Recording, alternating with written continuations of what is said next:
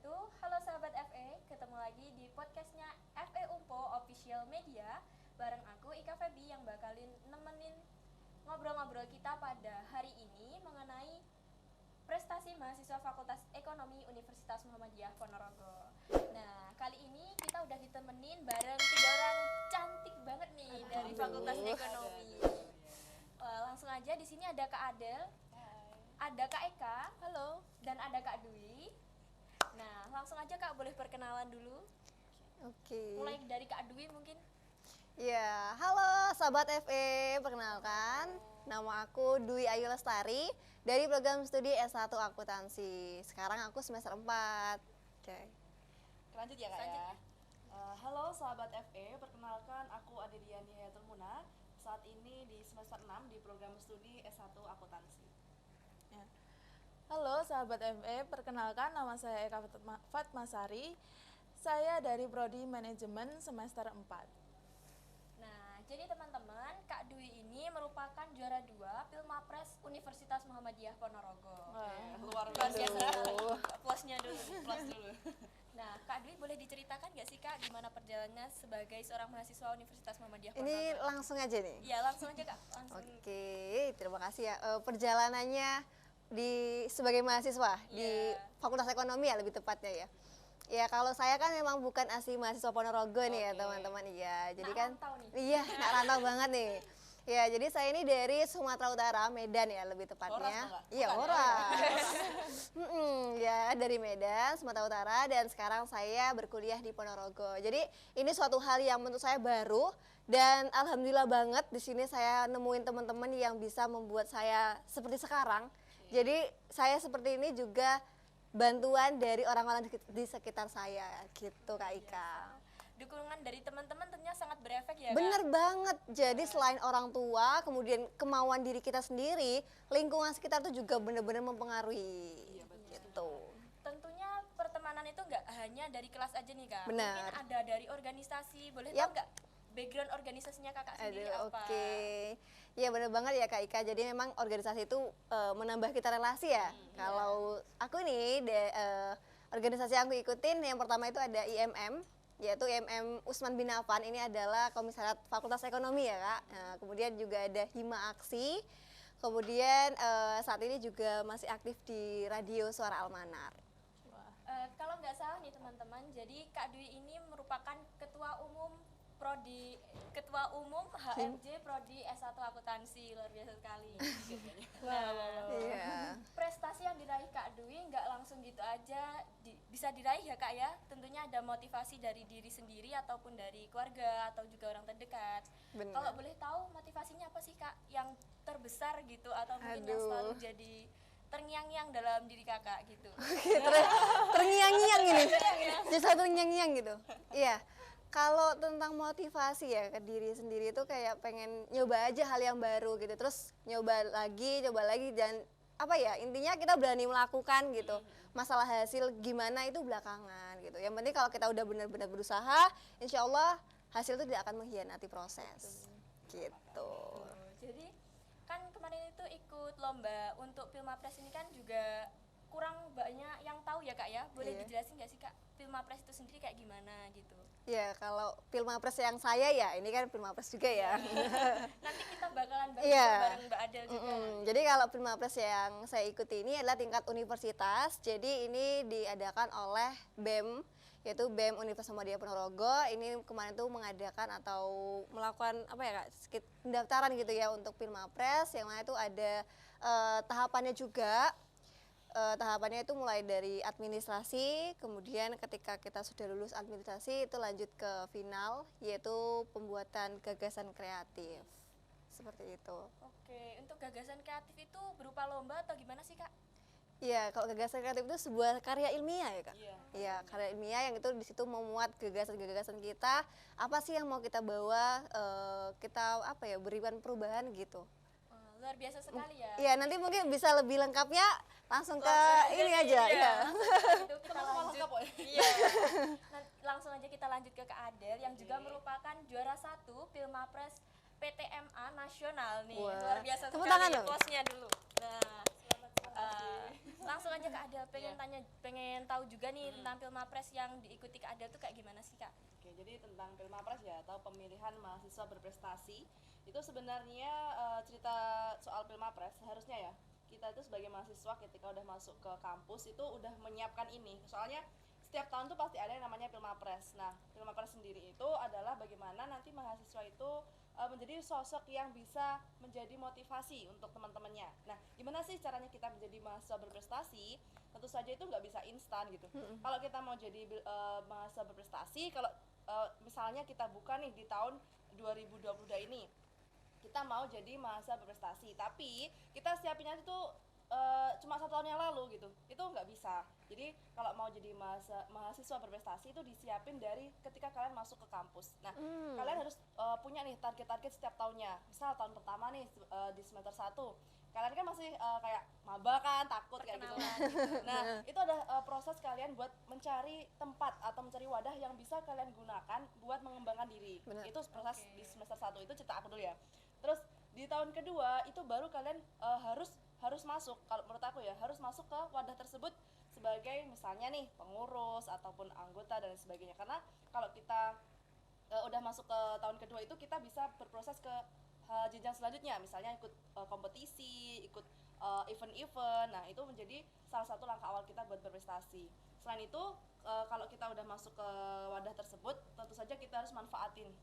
Bukan dalam artian kita masuk sebuah organisasi atau wadah itu buat kita manfaatin, bukan gitu ya. Maksudnya kalau kita udah masuk ke wadah yang udah bagus nih, misalnya di sebuah organisasi, ya kita harus bisa pintar-pintar manfaatkan diri kita itu, pengembangan diri lewat situ gitu. Nah, selain itu soal mahasiswa berprestasi juga nggak hanya di satu bidang nih Kak. Jadi berdasarkan pengalaman kemarin, teman-teman itu juga sering sharing-sharing. Jadi untuk menjadi mahasiswa berprestasi itu nggak bisa kita hanya bergerak di satu bidang. Misalnya kita bisa di karya ilmiah. Nah, kita menggelutinya dari semester 1 sampai semester 6 karya ilmiah terus. Nah, itu nggak bisa jadi indikator mahasiswa berprestasi. Tapi mahasiswa berprestasi itu bisa di berbagai bidang. Bisa misalnya di bidang karya ilmiah oke, di bidang organisasi yang lain misalnya di public speakingnya oke. Jadi kita bisa seimbang antara berbagai bidang. Nah, soal Pilmapres PTMA yang aku ikuti kemarin itu sama juga sih sebenarnya prosesnya sama Kak Dwi. Jadi kita pendaftaran, seleksi berkas atau administrasi itu kita di situ memasukkan prestasi-prestasi kita. Jadi nanti dinilai, ada poinnya, setiap prestasi itu ada tingkat kampus, ada tingkat nasional, internasional, itu poinnya beda-beda. Jadi ketika kalian ikut event atau kompetisi, silahkan dikumpulkan tuh sertifikatnya, disimpan baik-baik, dan nanti kalau udah waktunya ikut mahasiswa berprestasi, nanti bisa dimasukkan kayak gitu. Nah, di poin-poin setelah kita masukkan poin-poin itu atau namanya itu capaian unggulan, itu kita juga harus mengumpulkan yang namanya GK tadi atau gagasan kreatif. Nah, gagasan kreatif itu sesuai tema yang diajukan. Jadi kalau tahun ini di Pilmapres PTMA kemarin adalah soal ini SDGs ya, Sustainable Development Goals 2030, dan kemarin saya ambilnya itu di sektor ekonomi, pertumbuhan ekonomi. Kak Dwi kemarin judulnya apa buat yang GK-nya? Iya, kalau aku kemarin tuh social planner, sama social sih, planner. sama di ekonomi juga.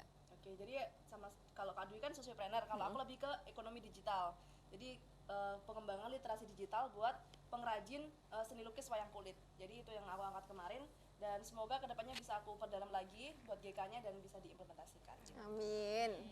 Kak Adel tadi sempat menyinggung mengenai wadah nih. Tentunya di Fakultas Ekonomi ada beberapa organisasi yang perlu banget untuk kita ketahui dan merupakan organisasi dari kakak-kakak mungkin.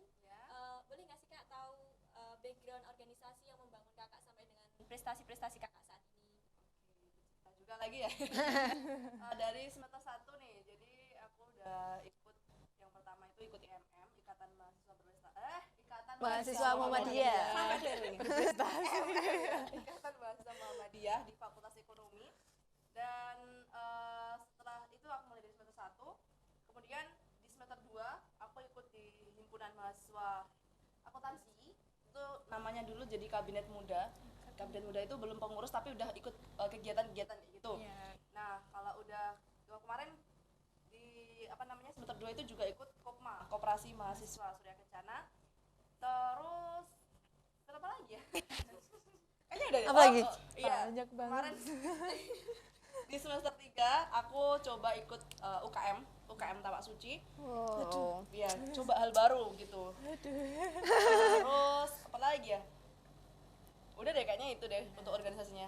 Oke, untuk Kak Ada sendiri pengalaman atau apa sih yang bisa Kak Ada rasakan, manfaat yang Kak Ada rasakan selama mengikuti organisasi-organisasi yang notabene cukup banyak ya untuk seorang mahasiswa tentunya.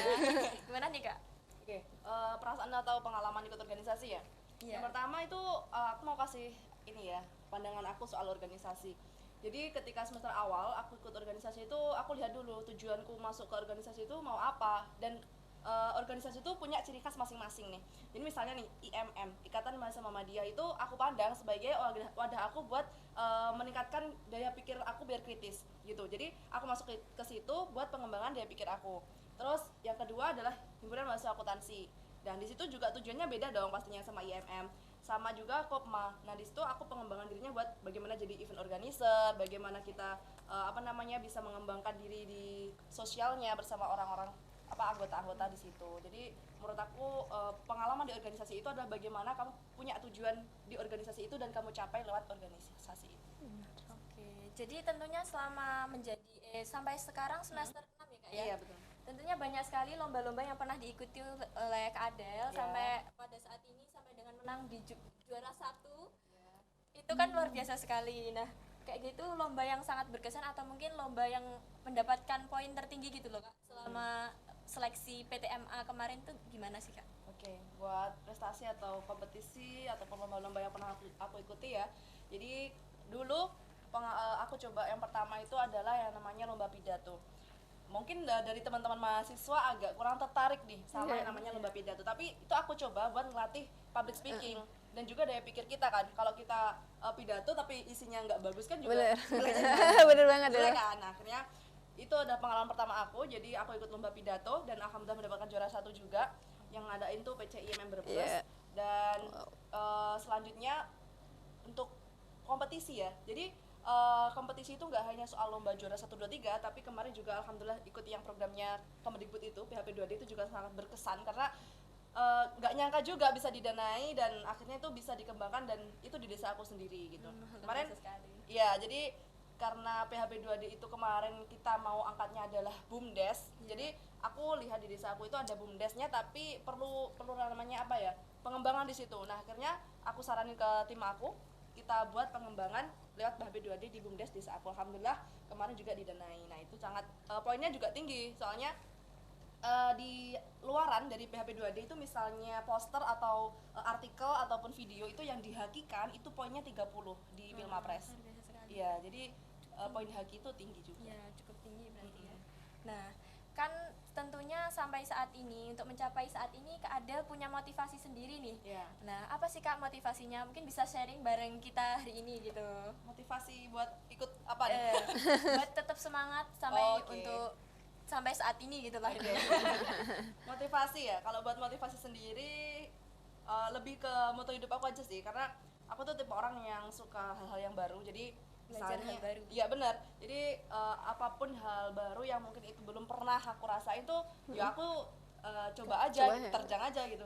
Entah nanti hasilnya zero atau nanti Bener itu. kan nggak tahu. Jadi motivasi aku tuh, kalau kita nggak berani mencoba, kita nggak berani melangkah, itu kita nggak bakal tahu gitu seberapa kemampuan kita dan seberapa jauh pencapaian kita. Jadi motivasi aku, kalau aku ingin menjadi mahasiswa yang lebih berprestasi, mahasiswa yang lebih maju lagi, ya harus berani melangkah gitu.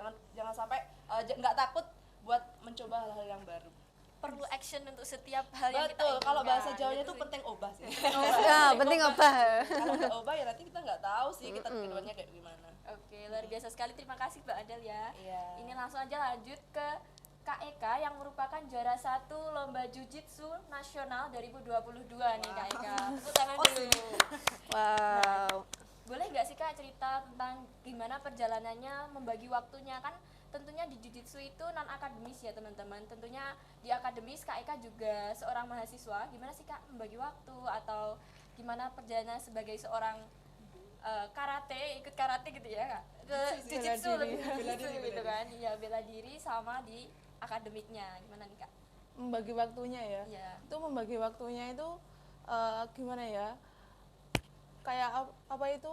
Kalau aku agak merat-marit sih kalau membagi waktunya gimana, tapi lebih ke fokus ke satu dulu.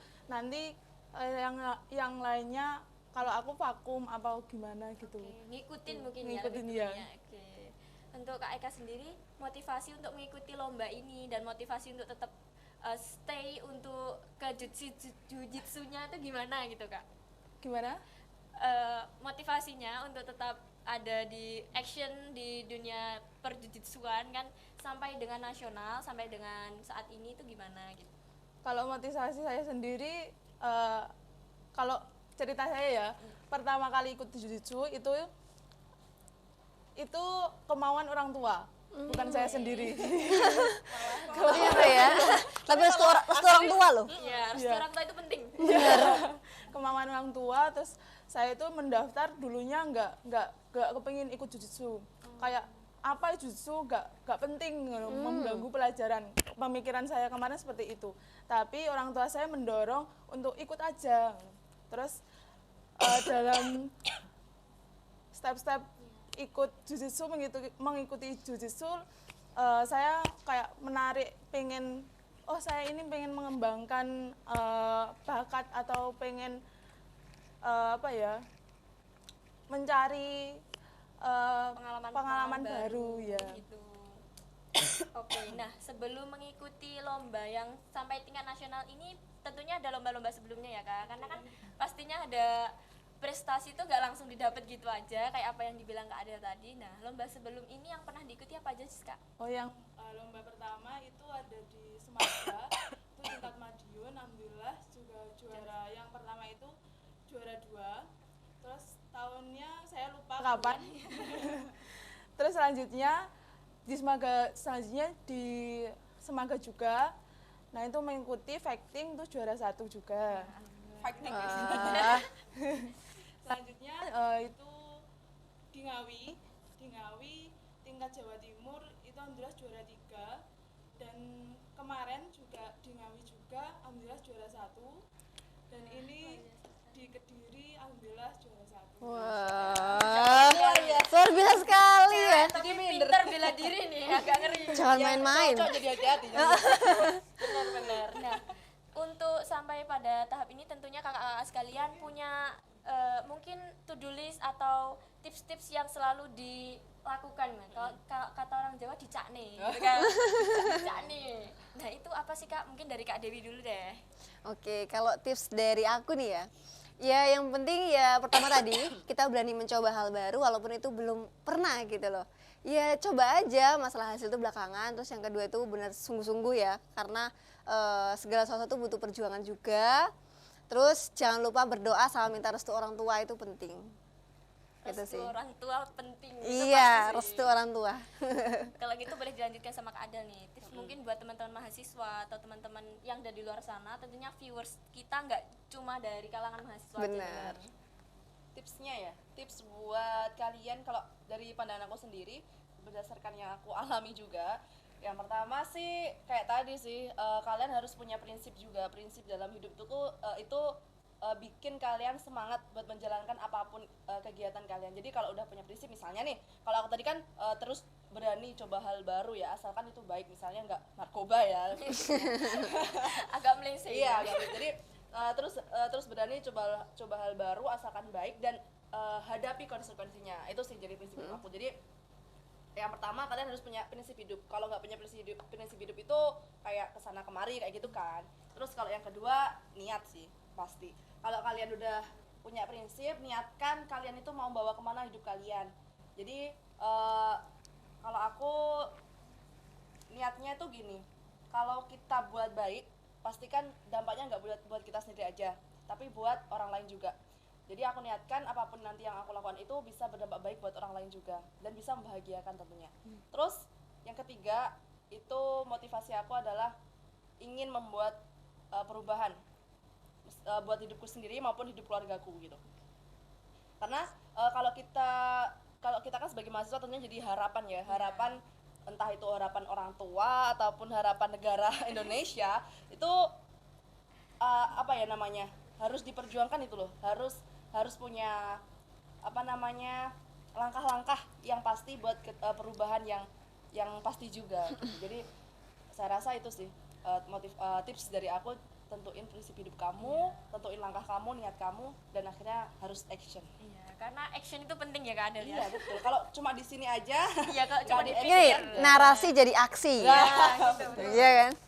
Nah, lanjut nih dari Kak Eka, mungkin tips buat teman-teman yang pengen berprestasi di bidang non akademik gitu. Kalau tips saya ya yang penting berani mencoba, jangan lihat dari awalnya dulu, yang penting kita coba dulu, nanti kalau gimana endingnya yang penting jalani aja. Yang penting itu juga latihan ya Kak. Ya. Iya kan, kalau kayak latihannya butuh Latihan tuh, jadi aku pernah lihat tuh Kak Eka setiap sore itu latihan terus di kampus loh. wah. Itu sangat ya. Gak apa-apa Kak, mendapatkan hasil yang luar biasa juga kan, dari latihan yang luar biasa juga gitu. Nah, jadi mungkin itu tadi bincang-bincang kita bareng 3 orang berprestasi ini. Nah, hari ini kita cukup membahas hal yang penting dan tips-tips dari kakak-kakak sekalian tentunya sangat bermanfaat bagi kita, utamanya para mahasiswa atau non-mahasiswa, untuk para viewers Fakultas Ekonomi. Nah, sebelumnya bisa kita jargon dulu nih Kak, jargonnya Fakultas Ekonomi. Iya. Oke, boleh. Boleh. Oke, Fakultas Ekonomi. Maju dan terus berprestasi. Nah, sampai jumpa di lain kesempatan dan see you on the next time. See you on the next video. Subscribe, like, and share this video. Okay, see you. See you. Sampai jumpa lagi teman-teman.